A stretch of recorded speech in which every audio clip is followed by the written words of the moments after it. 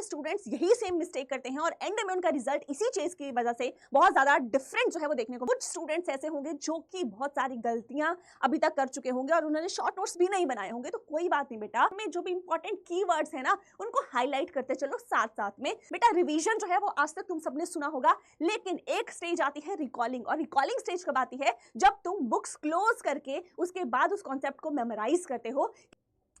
Half yearly exams आ गए हैं और तुम्हारा भी पूरा के पूरा सिलेबस जो है वो रिवाइज करने को पेंडिंग होगा, तो बट टेंशन मत लो। आज की वीडियो में मैं तुम्हें लास्ट मिनट रिवीजन हैक्स बताने वाली हूँ जो कि इस मोमेंट ऑफ टाइम पे तुम्हें बहुत ज्यादा हेल्प करने वाले हैं। तो बहुत ध्यान से इस वीडियो को देखना, पूरी एंड तक देखना और जो भी टिप्स तुम्हें बताई जा रही हैं उनको हर एक को फॉलो करना। सबसे पहले तो बेटा तुम्हें इस टाइम कुछ भी नया स्टार्ट नहीं करना है। बहुत सारे स्टूडेंट्स यही सेम मिस्टेक करते हैं और एंड में उनका रिजल्ट इसी चीज की वजह से बहुत ज्यादा डिफरेंट जो है वो देखने को मिलता है कि वो सोचते हैं कि भाई ये टॉपिक तो हमने पढ़ा ही नहीं, अभी ये तो पूरा के पूरा चैप्टर अभी हमें पढ़ने के लिए बाकी है। तो वो क्या करते हैं, जो अभी का टाइम है उस पे उस चीज को स्टार्ट कर देते हैं, उस नई चीज को शुरू कर देते हैं जो कि उन्होंने पहले कवर नहीं की थी। इस चक्कर में क्या है कि वो इनपुट तो दे रहे हैं लेकिन एंड में आउटपुट उन्हें उतनी नहीं मिल पाती और एंड का रिजल्ट जो है वो उनका इतना ड्रास्टिकली चेंज जो है वो देखने को मिलता है। तो अब तुम्हें क्या करना है, जितना तुमने पढ़ रखा है, जो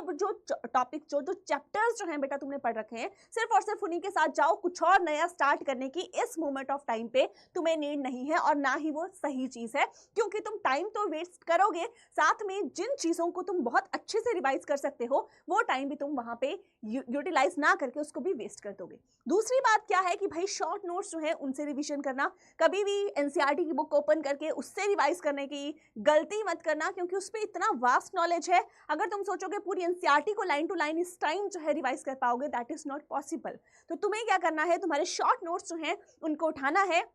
उससे तुमने रिवीजन जो है वो स्टार्ट करना है। अब कुछ स्टूडेंट्स ऐसे होंगे जो कि बहुत सारी गलतियां अभी तक कर चुके होंगे और उन्होंने शॉर्ट नोट्स भी नहीं बनाए होंगे, तो कोई बात नहीं बेटा। अगर सोचो तुम्हारे पास, अगर मैं बात करती हूँ कि तुम्हारे पास 3-4 दिन का भी टाइम है या 5 दिन का भी टाइम है तुम्हारे एग्जाम में, तो तुम अभी रिवाइज करते करते शॉर्ट नोट्स बना सकते हो, क्योंकि वो शॉर्ट नोट्स तुम्हारी अपनी हैंड राइटिंग में होंगे, तुम्हारी अपनी अंडरस्टैंडिंग में होंगे, तो वो तुम्हारे लिए ही हेल्प करेंगे, क्योंकि वो शॉर्ट नोट्स एग्जैक्टली तुम अपने आंसर में लिख के आओगे, वही तुम्हें आंसर इफेक्टिवली लिखने में भी हेल्प करेगी। तो शॉर्ट नोट्स अगर हैं तो उनसे रिवाइज करो, नहीं है तो रिवाइज करते करते, हम बोलते हैं ना कि भाई लिख के जो है हमें रिवाइज करना चाहिए, तो ये वो मेथड है जहां पे तुम लिख के रिवाइज भी कर सकते हो, शॉर्ट नोट्स भी बिल्ड कर सकते हो। तीसरा तुम्हें क्या ध्यान रखना है कि जितने भी शॉर्ट नोट्स हैं उनमें जो भी इंपॉर्टेंट कीवर्ड्स है ना उनको हाईलाइट करते चलो साथ साथ में, ताकि एग्जाम से 1 दिन पहले 2 दिन पहले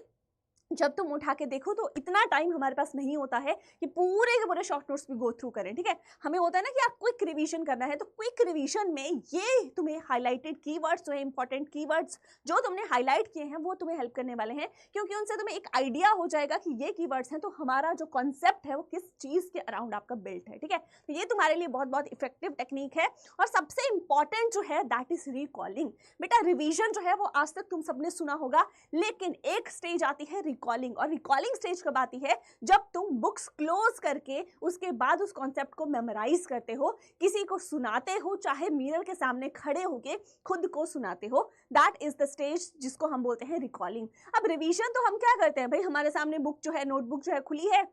उससे रीड करके हम रिवाइज करें टॉपिक्स, लेकिन वो तुम्हारी एक्चुअल स्टेज नहीं है। उसके बाद एक बियॉन्ड स्टेज है, दैट इज रिकॉलिंग, जहां पे तुमने बुक्स क्या कर दी, क्लोज कर दी, उसके बाद तुम्हारे माइंड में, तुम्हारे आंखों के सामने वो टॉपिक चल रहा है, ये टॉपिक है, इसमें ये इंपॉर्टेंट कीवर्ड्स हैं और ये सारी चीजें जो है ये हाईलाइटेड है, तभी जाके एंड रिजल्ट में बेटा तुम्हें विनर बनने से कोई भी नहीं रोक सकता। लेकिन ये सारे के सारे इंपॉर्टेंट स्टेप्स जो है वो तुम्हें फॉलो करने पड़ेंगे। These are some last minute revision hacks जिनको फॉलो करके तुम भी इस विनर की कैटेगरी में डेफिनेटली आ सकते हो।